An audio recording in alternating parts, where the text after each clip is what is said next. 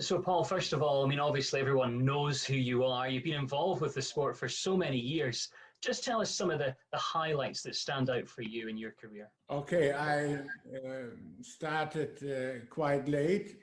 First, I started mainly with chicken business and transport business. And when I got some money, I started with riding when I was 23 years old. Mm. And I started even for pleasure being a groom of my brother at the Olympics in Mexico City. But then there I decided to ride myself, and since that then I've ridden around about 25 years international, and 1 year later I rode already the First Nations Cup, and in the last 15 years I was regular, always a team in the German team, but I had for quite a long time, most of the German team were based at my place, or they worked for me, like Franke Slotak, Otto Becker, Ludger Beerbaum, and many others. And after I stopped riding myself, I still went to the Olympics, but always with different teams. They asked for my experience, and so I have been at 11 Olympics altogether. And since I finished riding as well, I concentrated more on selling horses and especially breeding. And I have a nice breeding farm in East Germany, and I have a lot of fun with that. And through that, I'm still involved in show jumping, and we have quite a big stable. And it's quite a broad question, but how much has the sport changed over the years that you've been involved? Okay, every sport is developing, and especially show jumping, because show jumping is a sport which you work with a partner, the horse, and the horses changed, and so the horses are much more light, they are more flexible, they are more elastic. So the course building was changed. Then as well, the whole sport came more global. Now you have teams from a lot of teams from Saudi Arabia, or from the Emirates, or from Japan, or from Malaysia, and so on. And not only the European teams as well. Since the border opened, we have teams from Eastern Europe, and I think the whole sport is so global that if you go to a championship there, at my time there were probably 10 people who could win a championship, and now there are 50. Hmm. And do you think the sport's evolved enough? Do you think we are keeping up with other sports in the world? Okay, everything in Germany goes around football. Mm. And I think that's not only in Germany the case, and football is cheaper than a horse. So more people are able to play that, and it's easy to understand, because with the show jumping, a lot of people see Paul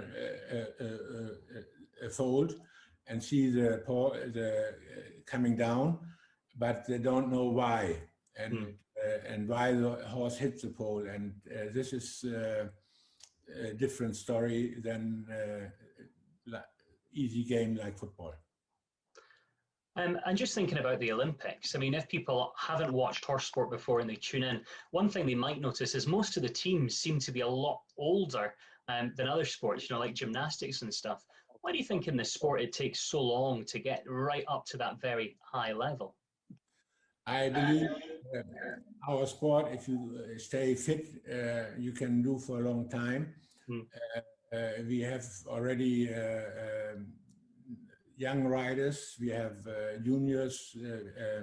The sport now nowadays develop quite a lot that the riders have a chance to start as young kids already, and you see other riders, even not only Hugo Simon was still riding until he was 64.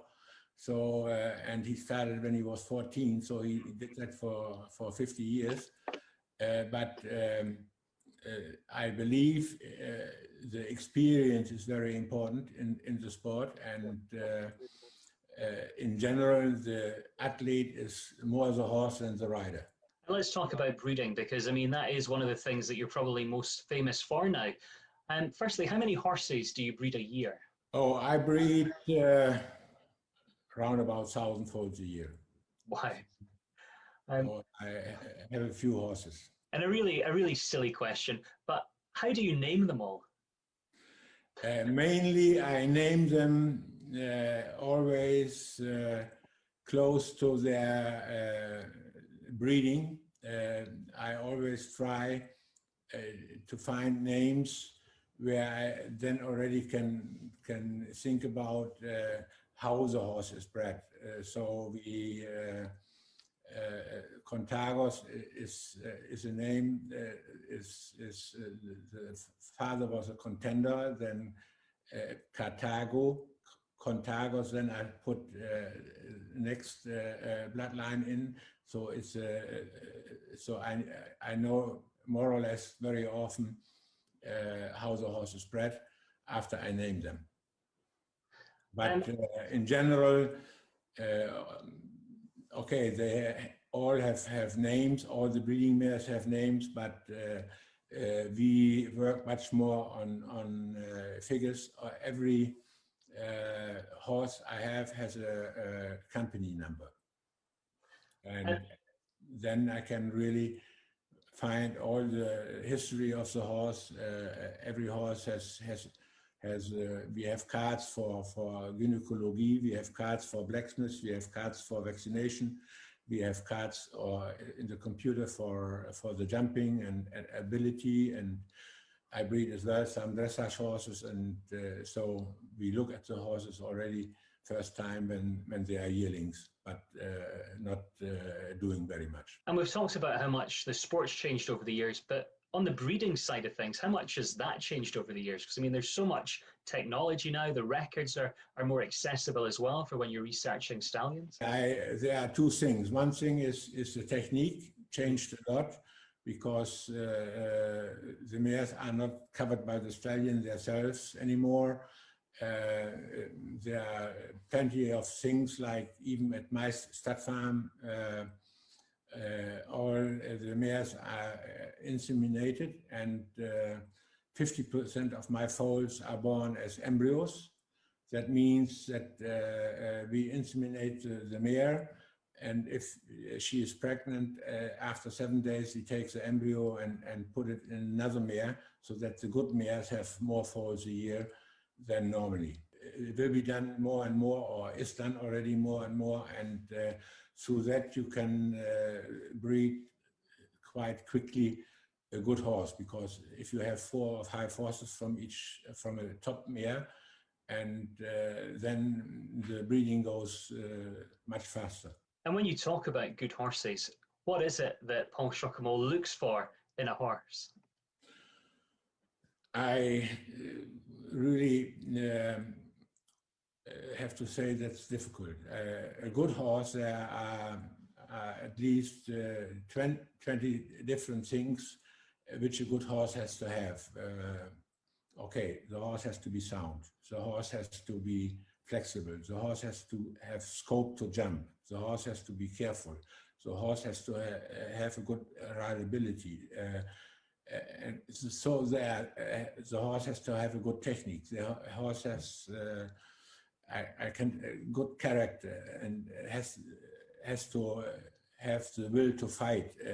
The mentality is so important. There are so many things about a good horse. That's why the top horses are so expensive, if they have all these guts. And people are starting to realise now just how important the dam is. How long have you been focusing on both sides and not just the sire? Has that been part of your operation for many years? Yes, I started as a young boy already with only two or a couple of mares. But when I finished riding, and I had to finish riding by an accident, um, then I concentrated on breeding, and I was lucky because the border opened, and then I was able to buy the right size of a farm in East Germany. In West Germany, you wouldn't be able to buy a farm like this.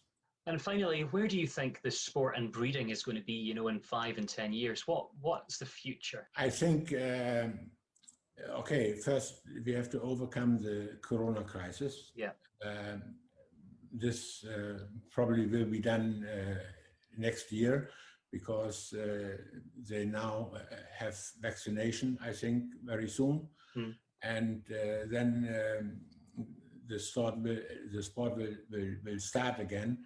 If the sport starts on the same level directly again like it was last year, I'm not so sure, but it will develop again, and we were on the really right way. It went, like I said, in the last 15 years, really global, and that's important for us as well. If we are not global, and if the sport would be only happen in Europe, then we wouldn't be part of the Olympics and so on. And so I think in general we were on the right direction. Okay, we have to work on it that we come there in the next years again. Perfect. Well, it really has been fascinating, and thank you so much for taking the time. No problem, and I wish you good luck for the sale.